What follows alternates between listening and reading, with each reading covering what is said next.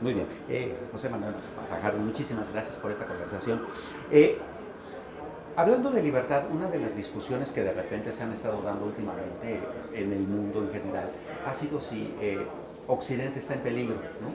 Particularmente porque Occidente parece estar etiquetado como el que tiene los subproductos más afines con la libertad, ¿no? La democracia, el capitalismo, el mismo liberalismo. ¿En realidad está en peligro? Ay, claro, es que esas son preguntas de índole místico. Están en peligro.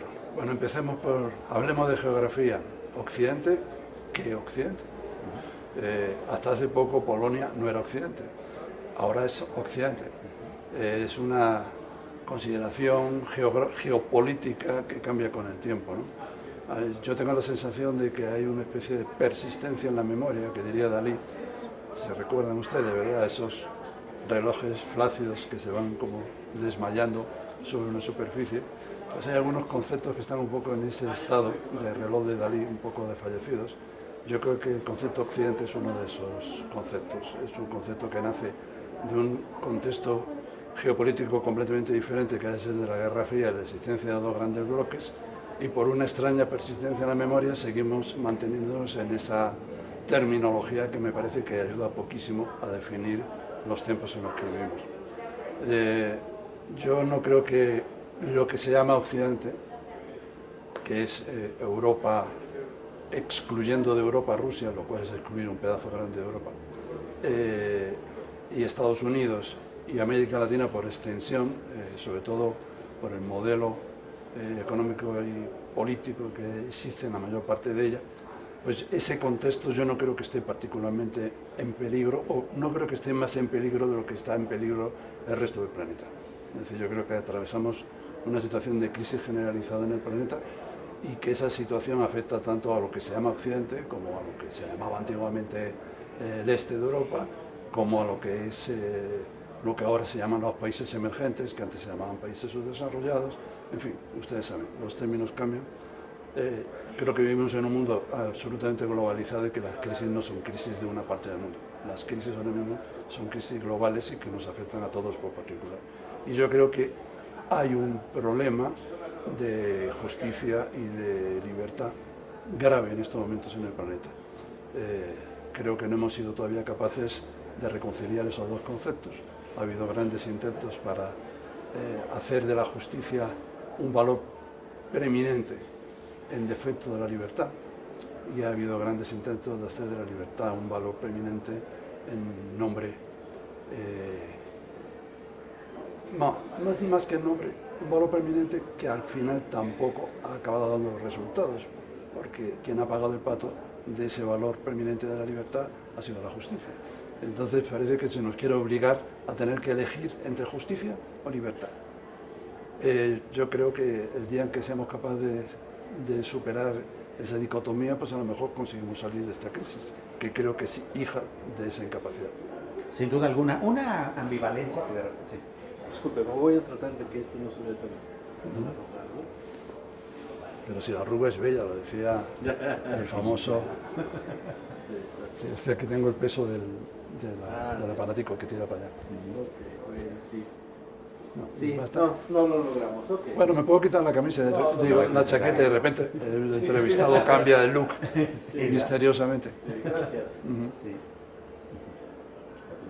Muy bien. Una ambivalencia que también de repente entra mucho a la discusión es si hay que elegir entre libertad e igualdad, ¿no? Y en nombre de la igualdad, pues los populismos y demás cuestiones. ¿Usted cómo ve esa cuestión? Claro. Es un poco lo que estaba diciendo en la respuesta anterior, ¿no? Yo hablaba de justicia, pero cuando hablaba de justicia me refería a igualdad. Tener que elegir entre ambas es como tener que decir si prefieres que te coma un león o que te muerda una serpiente venenosa. Es decir, ¿de qué quiere usted morir? ¿De qué manera quiere usted ser infeliz? ¿O va a ser usted quizá un poquito más infeliz así o un poquito más infeliz de esta otra manera? Yo soy un optimista crónico, escarmentado, porque ya sé que el optimismo tiene sus límites, pero creo que hay que resistirse a ese tipo de elecciones. Hay un gran poeta vasco que se llama Bernardo Chaga, que escribió una pieza de teatro mínima, 2 páginas, no más, en plena época en la que en España existía el terrorismo de ETA y existía el terrorismo de Estado de los GAL. Se mataba en nombre de la independencia del País Vasco y se mataba en nombre de la lucha antiterrorista. Y en su pieza de teatro salía un actor que representaba a Muerte 1 y otro que representaba a Muerte 2. Se acusaban entre sí de todos los males del mundo y en un momento determinado la obra terminaba cuando un grupo de personas irrumpía en la sala gritando: los que no estamos con Muerte 1 no estamos con Muerte 2, estamos en todas partes. Es decir, no hay por qué aceptar ese tipo de dicotomías. Hay que buscar precisamente los caminos de síntesis que sean capaces de sacarnos del atolladero en el que estamos metidos. Y para salir de un atolladero es muy bueno tener buenos conceptos intelectuales que nos ayuden a definir las cosas de manera operativa. Eso es como en medicina. Un buen diagnóstico facilita un buen tratamiento. Mientras sigamos utilizando la palabrita populismos, estamos en un camino, en mi opinión, totalmente equivocado. Porque una palabra que sirve para definir a Donald Trump y a Maduro no sirve para definir nada. Entonces, yo creo que hay que hablar de demagogia, que es lo que quiere decir populismo. La demagogia no es un sistema de pensamiento, es una táctica política. Cuando se habla de populismo, se le pone un ismo, y cuando le pones un ismo estás hablando de un sistema de pensamiento detrás. No creo que el sistema de pensamiento de Donald Trump sea igual al sistema de pensamiento de Daniel Ortega o de Nicolás Maduro. Entonces la palabra realmente no me parece que sea de mucho recorrido. La demagogia, la manipulación de la población a través de los medios de comunicación, a través de las redes sociales, a través de la mentira sistemática y a través del uso de los poderes fácticos de la sociedad para ir vaciando de contenido a las instituciones sociales, eso sí me parece que es un gran problema y es una práctica política que se emplea tanto en aquellas fuerzas que se pretenden izquierdas o progresistas como en aquellas fuerzas que se pretenden liberales o conservadoras. Claro. Otro fenómeno que pues, ha estado como muy en boga en los últimos años ha sido el asunto de, en el caso de Europa, la gran apertura de fronteras, ¿no? En donde ahora los centros de Londres, de París, pues ya son muy distintos a como eran hace tan solo una década. Y a eso unado al hecho de estas corrientes identitarias, ¿no? De las comunidades LGBT, las feministas, etc. ¿Tiene algún tipo de riesgo eso? Y suponiendo que así fuese, ¿hacia dónde vamos? Claro, es que pasa en los seres humanos, lo más difícil de cambiar es la mentalidad. Los seres humanos tenemos una mentalidad que se ha conformado, yo diría que hay mentalidades que son culturales, políticas o ideológicas que se conforman en un periodo de tiempo determinado, pero hay mentalidades que son más profundas y que tienen que ver con lo que es la propia herencia de la especie, ¿no? Lo que es el hecho de haber sido una especie que ha vivido o ha sobrevivido casi milagrosamente frente a animales mucho más poderosos que ella y frente a circunstancias naturales absolutamente brutales, pues ha sobrevivido durante cientos de miles de años hasta llegar a lo que somos ahora. Es decir, nuestra civilización es un pellizco de tiempo en el último tramo de la existencia de la humanidad, ¿no? Entonces yo creo que el miedo al otro, el miedo a lo desconocido, está muy arraigado dentro de la mentalidad humana. Forma parte casi como de una especie de ADN profundo, ¿no? Y las ideologías, las corrientes políticas que invocan ese miedo, para mí destapan una caja de Pandora. Es decir, están invocando un elemento irracional que preexiste a la cultura como tal, en tanto que especie, y que es altamente riesgoso, porque pone en cuestión precisamente lo que nos ha permitido salir de ese estado de terror milenario, de especie minoritaria y de especie débil, para convertirnos en la especie predominante del planeta, que es nuestra capacidad social. Los seres humanos somos lo que somos porque vivimos en sociedad, no porque seamos individuos. Lo somos porque somos individuos que viven en sociedad. Si no viviéramos en sociedad, cada uno de nosotros por separado, no valemos nada. Nos mata a pedradas un chimpancé. Entonces, el miedo al otro pone en cuestión precisamente ese carácter asociativo que es esencial para la existencia de la humanidad en tanto que civilización, ¿no? Entonces, claro, ese es un riesgo que haya cada vez más discursos que se basan en la desconfianza y en la puesta en cuestión de la otredad, de aquel que es diferente a uno. Pero eso funciona en todos los sentidos. O sea, funciona en un sentido de restrictivo, casi puritano, en lo que se ha dado en llamar la izquierda woke, ¿no? Con esa especie de esencialismo puritano que te lleva a decir cosas tan singulares como, por ejemplo, que un escritor blanco no puede escribir sobre los problemas de un personaje negro, porque como tú no has... o que un escritor heterosexual no puede escribir sobre los problemas de un personaje que sea gay. Eso es una aberración intelectual. Yo comprendo de dónde viene, de la necesidad de afirmar algo que ha estado negado, reprimido o marginado durante mucho tiempo. Pero yo considero que es un exceso, es decir, es un movimiento de campana en el que el badajo se ha ido exactamente a la otra punta de la campana. Y eso, porque además se niega lo que es la literatura. La literatura es precisamente la capacidad de estar en el lugar del otro, la literatura de ficción, quiero decir, ¿no? Si yo no puedo escribir como quien yo no soy, entonces yo no puedo hacer literatura, haré autobiografía, no sé, haré testimonio, pero es otra cosa, ¿no? Eso es una forma de limitar y de negar esa necesaria empatía. Pero por otro lado, el nacimiento, el resurgimiento de esa otra forma identitaria que son los nacionalismos, y todos los nacionalismos, no solo los nacionalismos minoritarios que pretenden independizarse de los grandes estados, que es una forma de nacionalismo, sino también los grandes nacionalismos estatales, como el nacionalismo francés o el nacionalismo español o el nacionalismo de los Estados Unidos, que son grandes movimientos y que son también, funcionan como movimientos identitarios que ven también en el extranjero, en el otro, ven un peligro constante, ¿no? Es otra forma de riesgo, para mí más peligrosa que la de la izquierda woke, simplemente porque tiene mucho más poder. La izquierda woke hace mucho ruido en redes y puede resultar extremadamente irritante. La gente que tiene verdadero poder en el mundo a veces no hace tanto ruido en redes, pero tiene una capacidad de acción y de influencia sobre los seres humanos que es muchísimo más riesgosa, ¿no?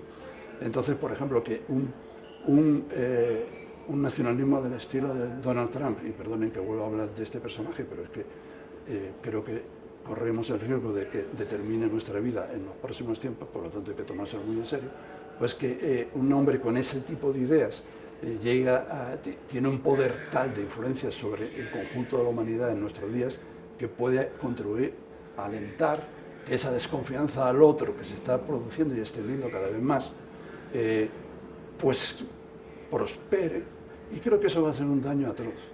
La otredad, por definición casi diría, y si no que se lo pregunten a las familias reales cuando se cruzaban solo entre sí cuál es el resultado de la endogamia, pues la otredad es uno de los factores esenciales de enriquecimiento de la especie humana, que tiene su fuerza en su propia diversidad.